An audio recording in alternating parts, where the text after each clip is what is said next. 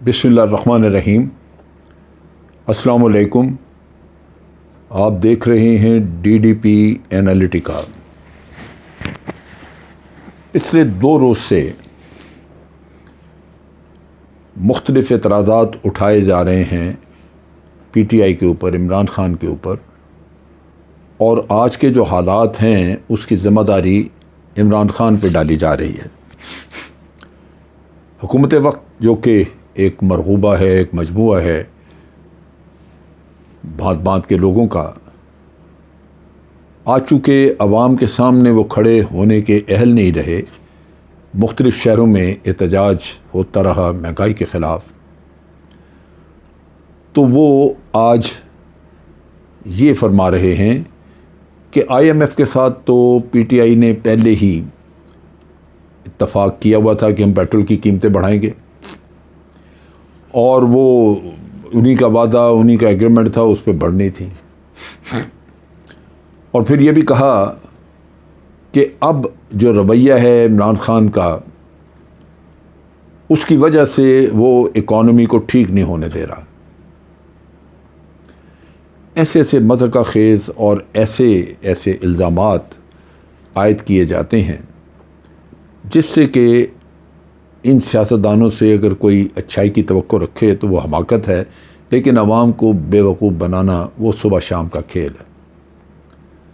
सूरत हाल ये है कि जिस दिन इलेक्शन हुए, इमरान ख़ान की हुकूमत आई, अभी असम्बलियों में हलफ नहीं उठाए गए थे। लीडर ऑफ द हाउस का चुनाव होना था, गवर्नमेंट बननी थी, और मौलाना ने उसी वक्त साजिश शुरू कर दी थी और कहा कि कोई भी शख्स जाके असम्बलियों में हल्फ मत उठाए। ये हुकूमत बनने से पहले ये काम शुरू हो गया, और हल्फ उठाने का काम बाहर सूरत हुआ क्योंकि दूसरी पार्टी शायद इससे एग्री नहीं की। लेकिन जो हल्फ उठाने के बाद तकरीरें हुई, वहाँ से शुरू हो गया काम। बिलावल और दूसरों ने सिलेक्टेड हुकूमत सिलेक्टेड, और फिर एक लंबी चौड़ी मुहिम हुकूमत के ख़िलाफ़ चलाई।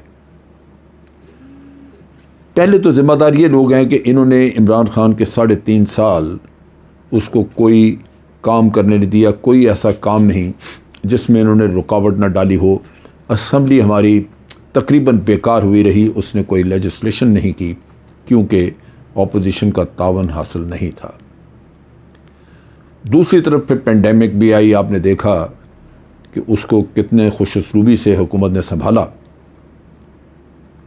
मगर इस सारे पीरियड में कुदरती आफत के बावजूद ऑपोजिशन की तरफ से कोई तावन न रहा, बल्कि वो साजिशें चलती रहीं। कभी सेनेट के चेयरमैन को हटाने के ख़िलाफ़, कभी ये नो कॉन्फिडेंस का किस्सा, कभी कुछ। अब बड़ी सीधी सी बात है कि आप ये कहते हैं कि इमरान ख़ान ने हमारे लिए ट्रैप रखा, और ट्रैप ये था कि डीज़ल और पेट्रोल की कीमतें नहीं बढ़ाई इसलिए कि आने वाले लोग जो हैं उनको मसाइल हों, यानी ये जो अब हुकूमत आई है। तो आप ना आते, आप आने से इनकार कर देते। इमरान ख़ान ने तो नहीं कहा था कि मेरे लिए नो कॉन्फिडेंस मोशन लेके आइए। ये सारा ड्रामा तो आपने रचाया। अमेरिका की ज़रूरत थी, आप आलाकार बन गए, फिर आपने कुछ नहीं देखा। हाँ, असल मकासद आपके कुछ और थे।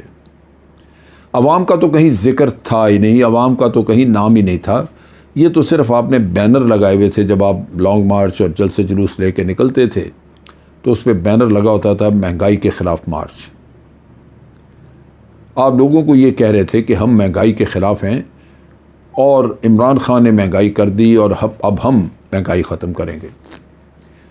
अगर आपको ये पता था कि IMF के साथ ऑलरेडी इमरान ख़ान या PTI एग्री कर चुकी है, तो आप ये राज भी खोलते, और फिर पब्लिक में क्यों आप आए? फिर आपने क्यों हुकूमत ली? आप पब्लिक में आके ढोल पीटते, आप कहते कि जी आगे ये कुछ और करेंगे। ये तो सारे, ये कोई भी ऐसी चीज़ नहीं थी जो कि पता नहीं थी लोगों को।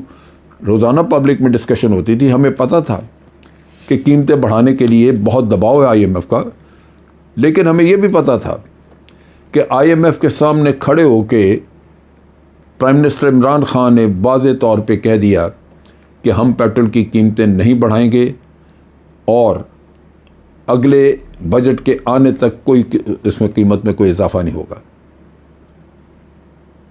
ये चीज़ तो वाज़े थी। अब उसके अगर आप सोचते हैं, आप कहते हैं कि नताइज उसके पता नहीं क्या होते, वो बजट में इतना खसारा आ जाता, वो कैसे पूरा होता, वो क्या होता, ये होता, ये सारी चीज़ें फिर वो निपटाते। आपको किसने कहा था कि आप आके तो हुकूमत संभाल लें, अगर आपको पता था कि ये सब कुछ इमरान खान पहले कर गया हुआ है? हकीकत ये है कि आपने पहले भी इंस्टेबिलिटी मुल्क में क्रिएट की रखी। जबकि इमरान खान वज़ीर आज़म था, आपने एक पल भी चैन का नहीं रहने दिया इस मुल्क में। इस मुल्क के अवाम को आपने लगातार परेशान किए रखा सिर्फ इंस्टेबिलिटी के ज़रिए। और जिस तरह की पॉलिटिकल इंस्टेबिलिटी आपने क्रिएट की हुई थी, उसमें अगर ये कहा जाता है कि PTI की गवर्नमेंट 6% शरह नमू के साथ काम कर रही थी, तो ये एक मौजज़ा है, क्योंकि जितना पॉलिटिकल अनरेस्ट आपने क्रिएट किया हुआ था उसमें तो ये शरह नमू आ नहीं सकती। तो ये एक मौजज़ा था उस गवर्नमेंट का। और दूसरी तरफ ये है कि आपको सब पता था कि महंगाई की वजह क्या है, आपको ये भी पता था कि महंगाई और बढ़ेगी।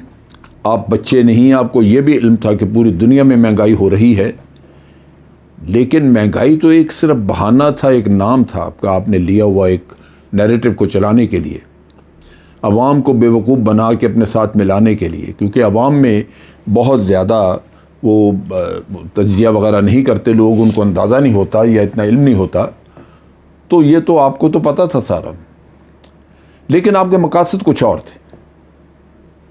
ये सारा ड्रामा कुछ और था जो आपने आके पहले महीने में पूरा किया। जिस दिन असेंबली का इजलास हुआ उस दिन देख लें या उससे पहले देख लें, पहली दफ़ा जब ये ऑफिसेज में बैठे हैं तो इन्होंने ECL से लोगों के नाम निकाले हैं। सो आपका पहला मकसद ये था कि सारे चोर चतर जितने भी हैं सबको ECL से बाहर निकाला जाए, ताकि वो आज़ाद हों, दाएं बाएं पैसा ले जाएं, यहाँ से जिधर जाना चाहते हैं जाएं। ये रियासत के साथ पहली बेईमानी आपने की, गद्दारी की। बाकी तो आपने सारा किया ही हुआ था, लेकिन ये नई हुकूमत लेने के बाद पहला गदर आपने ये किया। फिर दूसरा काम आपने ये किया कि जिस दिन असेंबली का इजलास बुलाया आपने, आपको पता था कि ये लूली लंगड़ी असेंबली है, इसमें अपोजिशन नहीं है। इसमें आप लोटे छोटे 2-3 बिठा के अगर उनको कहें कि ये अपोजिशन है तो वो अपोजिशन नहीं है। आखिर कहीं इखलाकियात भी तो होती हैं,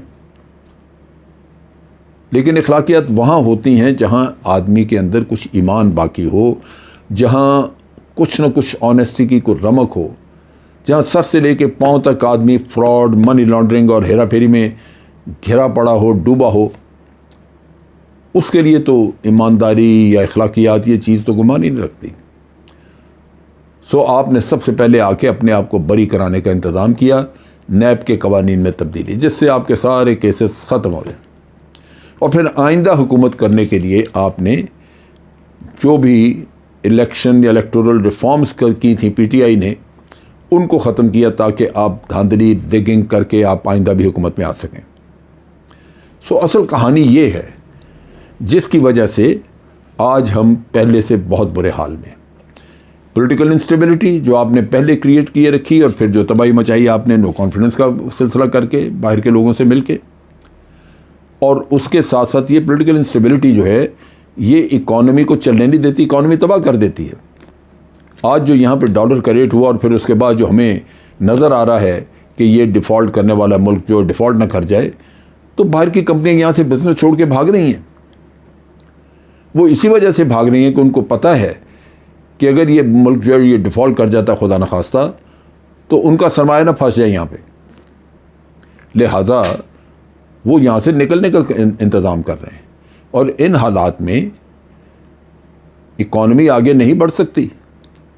सो ज़िम्मेदार आप हैं 200%, क्योंकि आपके ज़हन में ना इकॉनमी ठीक करना था, ना महंगाई कम करना था, ना ही अवाम, पाकिस्तान के अवाम के मफाद का कोई आपके ज़हन में था।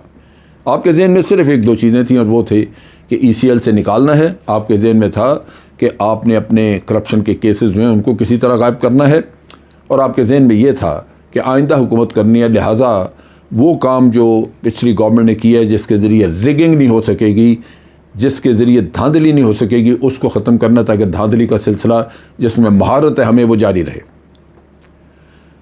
सो इसमें सारे खेल में कहीं अवाम, उनका मफाद या उनको महंगाई से बचाना, ये कहीं था ही नहीं आपके एजेंडा में। तो अब अगर झूठ बोल के आप कौम को ये कहें कि अब इमरान खान जलसे करता है उससे आपकी इकॉनमी ख़राब हो रही है, तो ये गलत है। इमरान खान को जलसे करने चाहिए, उसको जा जा के हर तरफ आवाम से रब्ता करना चाहिए, जो धोखा आवाम ने खाया है उसके बारे में उनको बताना चाहिए कि आप धोखा खा गए हैं। उनके सामने वो चेहरे खोलने चाहिए, बेनकाब करने चाहिए जो उनको वोट को इज्जत दो और इस तरह के फजूलियात किस्म की कहानियां सुना के बेवकूफ़ बनाते हैं। वो अगर इमरान खान नहीं बताएगा तो आप तो नहीं बताएंगे जाके। आप तो ये काम कर ही इसीलिए रहे हैं कि अवाम बेवकूफ़ बने रहें।